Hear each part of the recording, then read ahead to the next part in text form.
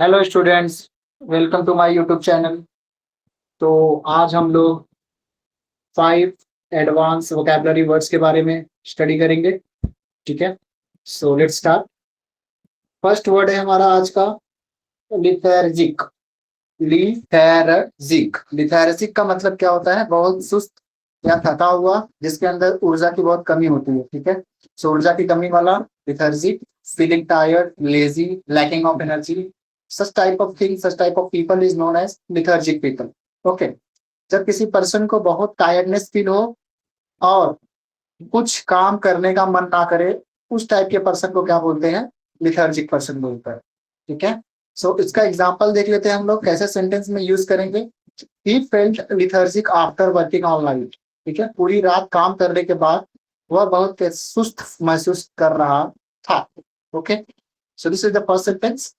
After that second sentence भी देख लेते हैं हम लोग। The hot weather made everyone लिथर्जिक।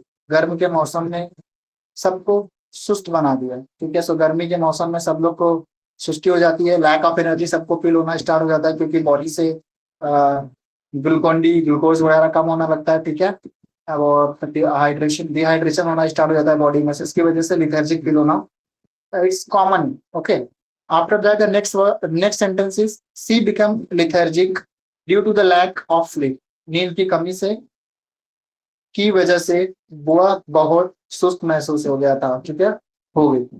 The team look lethargic during the match. Match के दौरान टीम बहुत ही धीमी और थकी हुई लग रही थी। ठीक है, so lethargic word, it is the most interesting and advance word for the tiredness and laziness. Okay, now the next word. Next word is about scrupulous. Scrupulous का मतलब क्या होता है? Very careful, honest, attentive to detail and moral principles. जो अपने moral principal को बहुत ज्यादा फॉलो करता है, नियमों का बहुत पालन करता है, ऑनेस्ट रहता है, केयरफुल रहता है about his work. So that type of people is known as scrupulous person. Okay, scrupulous people, जो पर्सन हर काम को बहुत केयरफुली करे, ऑनेस्टी के साथ करे, रूल या एथिक्स को स्ट्रिक्टली फॉलो करे, उस साइड के पीपल्स को क्या बोलते हैं? स्क्रैपुलस बोलते हैं। ठीक है, the accountant was scrupulous in the maintaining records. सो जितने भी बैंकिंग सेक्टर में आप अकाउंटेंट दिखते रहेंगे, ठीक है, जितने कंपनी में अकाउंटेंट होते हैं, उनको बहुत स्ट्रिक्ट वे में चीजों को फॉलो करना रहता है, इथिक्स को फॉलो करना रहता है, रूल्स एंड रेगुलेशन को फॉलो करना रहता है। ठीक है, तो उनको वर्क करना रहता है कैसे? Scrupulously. Okay, so that's why the accountant was scrupulous in maintaining the records. Accountant record रखने में बहुत सावधान और ईमानदार था। She is the scrupulous about showing the rules. वह रूल्स फॉलो करने में बहुत स्ट्रिक्ट है। The journalist conducted a scrupulous investigation. Journalist ने बहुत केयरफुल इन्वेस्टिगेशन की। This is the second word. After that हमारा है थर्ड वर्ड है हमारा, दैट इज वसिटिट्यूड का मतलब क्या होता है? Change in the circumstance, specially difficult in unpleasant changes, ups and downs in life. ठीक है, सो लाइफ में जो अप्स एंड डाउन्स आते हैं, उस टाइप को, उस चीज को क्या बोलते हैं? वेसेसिट्यूड बोलते हैं। ठीक है, वेसेसिट्यूड। ओके, वेसेसिट्यूड। वेसेसिट्यूड का मतलब क्या होता है? जीवन में उतार चढ़ाव, परिस्थितियों का बदलाव। ठीक है, सो जीवन में जो उतार चढ़ाव तो भाई सबके आता है, ups and downs everyone feels in their life. ठीक है, तो उसको हम लोग एक एडवांस वर्ड क्या बोलेंगे? वेसिसिट्यूड। इसका एग्जांपल देख लेते हैं सेंटेंस का। पहला है हमारा, he faced many vicissitude during his career. ठीक है, उसने बहुत सारे वेसिसिट्यूड्स फेस किए हैं अपने करियर में, अपने करियर को पाने के लिए, ड्यूरिंग हिज करियर।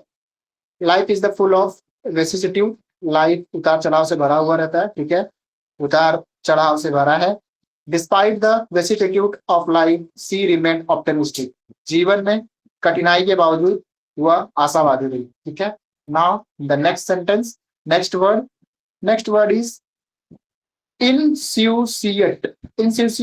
इंस्यूसिएट का मतलब क्या होता है? कैजुअली काम, नॉट वरीड अबाउट एनीथिंग। ठीक है, जो काम रहता है, शांति रहता है और किसी के बारे में ज्यादा टेंशन नहीं लेता। ठीक है, टेंशन फ्री रहना वाला बंदा। ठीक है, सो हिंदी में इसका मीनिंग क्या हो गया? ऐसा इंसान जो बहुत केयर फ्री हो, टेंशन फ्री हो, बिना चिंता के रिलैक्स रहता है, उस टाइप के इंसान को क्या बोलते हैं? That is insouciant. Okay, insouciant, जिसको ज्यादा टेंशन नहीं होती, कूल और अनकंसर्न एटीट्यूड रहता है, ठीक है। नाउ एग्जाम्पल सेंटेंसेस कैसे बोलेंगे, despite the exam tomorrow he looked completely insouciant. Okay, so कल एग्जाम होने के बावजूद भी वह बिल्कुल टेंशन फ्री लग रहा था, ठीक है। So despite the exam tomorrow he looked completely insouciant. Okay, her insouciant attitude impressed everyone during the crisis. Crisis के टाइम उसका काम एटीट्यूड सबको इंप्रेसिव लगा, ठीक है। He walked into the interview with a insouciant smile. वह interview में एक केयर फ्री स्माइल के साथ गया, ठीक है। अगर अपने को इसके बेसिस पे नया सेंटेंस बनाना है तो मैंने यहाँ पे एक सेंटेंस भी बनाया हुआ है। My younger brother is extremely insouciant. He rarely worry about the thing. ठीक है, सो मेरा जो छोटा भाई है वो ज्यादा ही इनसोसिएंट बंदा है, ठीक है, ज्यादा टेंशन वगैरह नहीं लेता अपने बारे में, और कभी कभार ही वो उसको मैंने वरी करते हुए देखा हुआ है, ठीक है।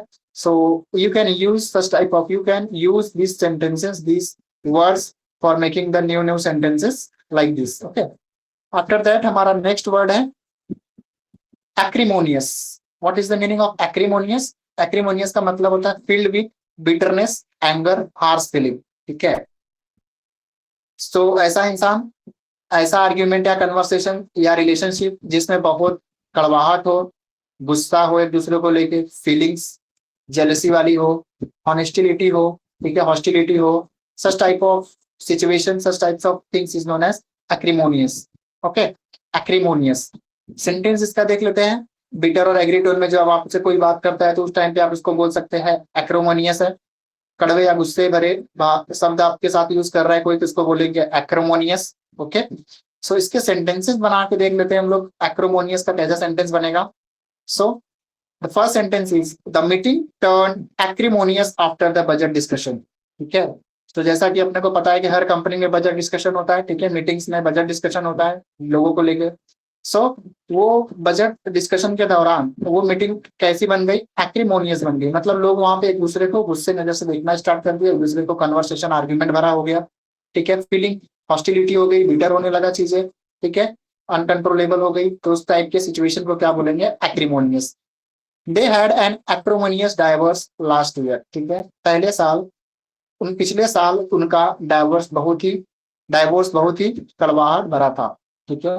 The debate become acrimonious with in minutes, ठीक है। सो जो डिबेट थी कुछ ही मिनट में डिबेट कैसी हो गई, अग्रेसिव हो गई, बिटर हो गई। तो अगर अपने को नया सेंटेंस इस पर्टिकुलर थिंग्स पे बनाना है तो कैसे बनाएंगे, social media discussion often become acrimonious because the people react emotionally rather than rationally, ठीक है। सोशल मीडिया डिस्कशन ऑफन अक्सर देखा जाता है कि एक्रोमोनियस बन जाता है because peoples are emotionally attached with that, not a rationally, okay, rather than rationally. Now आज के लिए हम लोग दोस्तों इतना ही रखते हैं, ठीक है। आज हमारा 5 वर्ड हो गया। सो कौन कौन सा वर्ड हो गया हम लोग फिर से एक बार बात कर लेते हैं। First one word is lethargic. Lethargic का मतलब होता है जब कोई सुस्त हो जाता है, ऊर्जा की कमी जिसके अंदर देखने मिलती है, उस टाइप की सिचुएशन को बोलते हैं lethargic. After that the second sentence is that is sorry word is scrupulous. Scrupulous का मतलब होता है जो रूल्स रेगुलेशन को बहुत स्ट्रिक्टली फॉलो करता है, ईमानदार होता है, वेरी केयरफुल होता है, इसको बोलते हैं स्क्रैपुलस। After that the next word is that is vicissitude. Vicissitude का मतलब होता है जीवन में जो उतार चढ़ाव आते हैं देखने मिलता है, उसको बोलते हैं vicissitude. After that fourth word is insouciant. Insouciant का मतलब होता है ऐसा इंसान जो बहुत केयर फ्री हो, टेंशन फ्री हो, बिना चिंता के रहता हो, रिलैक्स, उस टाइप के इंसान को बोलते हैं insouciant. After that next word है हमारा 5वां दैट इज एक्रीमोनियस। एक्रीमोनियस का मतलब होता है ऐसा आर्ग्यूमेंट या कन्वर्सेशन या रिलेशनशिप जिसमें बहुत कड़वाहट, गुस्सा हो, फीलिंग्स, हॉस्टिलिटी हो, उस टाइप की चीज को बोलेंगे एक्रोमोनियस। ओके, सो आप ऐसे ऐसे वर्ड्स के डेली बेसिस से प्रैक्टिस करते रहे गाइस, और ऐसे ही नए नए वर्ड अगर आपको चाहिए तो मैं आपको प्रोवाइड करूंगा, no need to worry about it. आपको सिर्फ क्या करना है, एक अपना नोटबुक, एक अपना पेन लेके बैठना है, इन सारे वर्ड्स को नोट डाउन करना है और डेली टू डेली अपने को मिरर के सामने इसको एक्सप्रेस करो, इस पर्टिकुलर वर्ड्स का सेंटेंस बना के देखो, ठीक है। अपने कलीग्स से, अपने फैमिली में, अपने दोस्तों से बातचीत करते रहो, ये सब ऐसे ऐसे वर्ड्स है। सो ये धीरे धीरे वर्ड्स आपको यूजर फ्रेंडली लगने स्टार्ट हो जाएंगे। अब आप इसको अपने डेली बेसिस पे अपने इंग्लिश स्पीकिंग में यूज करके एक एडवांस स्पीकिंग अपनी लेवल कर सकते हैं। ओके, तो thank you guys, thank you so much. अगर आपको ये सारे के सारे वर्ड्स अच्छे लग रहे हैं तो आप मेरे चैनल को सब्सक्राइब कर सकते हैं, मेरे काम को अच्छे लग रहे हैं तो आप मेरे चैनल को सब्सक्राइब करें, please like and subscribe guys. Thank you so much.